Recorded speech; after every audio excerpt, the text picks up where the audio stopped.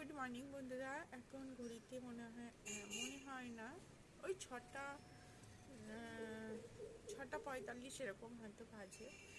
আর আমি আজকে অনেক সকালেই উঠেছি। ঘুম হয়নি আর বেশি, মানে চাপ নেই কোনো, কিন্তু তাও শুতে ইচ্ছা করলো না, উঠে পড়েছি। অন্যদিন 7:30টায় উঠি, আর যেদিন দরকার থাকে সেদিন হয়তো আরও ভোরে উঠতে হয় এরকম। যাই হোক বন্ধুরা, আর তোমাদের কাছে একটা রিকোয়েস্ট করছি, তোমরা আমার ভিডিওগুলো দেখো। আমি 3 বছর ধরে ইউটিউবে মানে রিলস করছি, ব্লগ করছি। আমার সাবস্ক্রাইবার হয়ে গেছে, কিন্তু ওয়াচ টাইম হচ্ছে না। তোমরা একটু দেখো। আর আমি দেখি বলে যে তোমাদের দেখতে বলছি তা না, আমি সকলের ভিডিও দেখি, সকলের ভিডিওতে লাইক করি, কমেন্টস করি, লাইভ দেখি। তোমরা একটু আমার পাশে থাকো, আর একটু একটু ওয়াচ টাইমটা আমার বাড়িয়ে দাও। তোমাদের কাছে আমার খুব খুব অনুরোধ বলতে পারো। আর সকালের ব্লগটা ঠিক, আমি যে মিনি ব্লগটা ছাড়বো, মর্নিং মিনি ব্লগ, সেটা ঠিক 9টা 8:30টার মধ্যে তোমরা পেয়ে যাবে। তোমরা চন্দ্রানী রয় নামে সার্চ করে একটু দেখো, তাতে আমার হয়তো একটু ওয়াচ টাইমটা বাড়বে। আর আর কি বলবো, মনটা খুব খারাপ।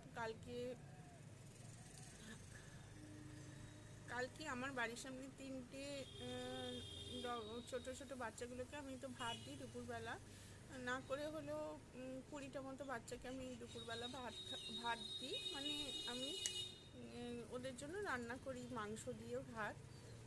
তা কালকে একটা বাচ্চা আসে না দেখে গেলাম, দেখলাম সে খুব মানে তাকে হয়তো গাড়ি ধাক্কা দিয়েছে বা বড় কুকুরে কামড়ে দিয়েছে, খুব অসুস্থ।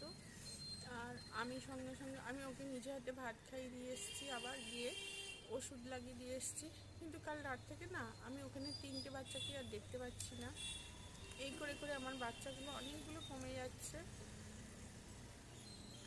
যাই হোক, আজকে হয়তো দেখি দুপুরবেলা ভাত খেতে আসে কি না। তা এলে দেখতে পাবো, ওদের পেছন পেছন যদি যাই দেখতে পাবো ওরা আবার নতুন ঠিকানাটা কী করেছে। আমি ফিরিয়ে আনার চেষ্টা করবো। আসলে কি হয়েছে জানো তো, এই স্কুলের মাঠ বন্ধ করে দিয়ে ওখানকার সব কুকুরগুলো এখানে চলে এসছে। আর ওখানকার কুকুরগুলো একটু রাগি টাইপের, তো ওরা তাই ভয়ে চলে গেছে। এই 3টে বাচ্চা ছিল, খুব শান্ত। মনটা থেকে খুব খারাপ। বাড়ির সামনেটা সবসময় বসে থাকতাম, কিন্তু কোথায় নতুন ঠিকানা করেছে আমি খুঁজে পাইনি। তো তোমাদের কাছে একটু অনুরোধ, তোমরা আমার ভিডিওগুলো দেখো, যাতে আমি বাচ্চাগুলোকে আর একটু ভালো রাখতে পারি। সকলে খুব ভালো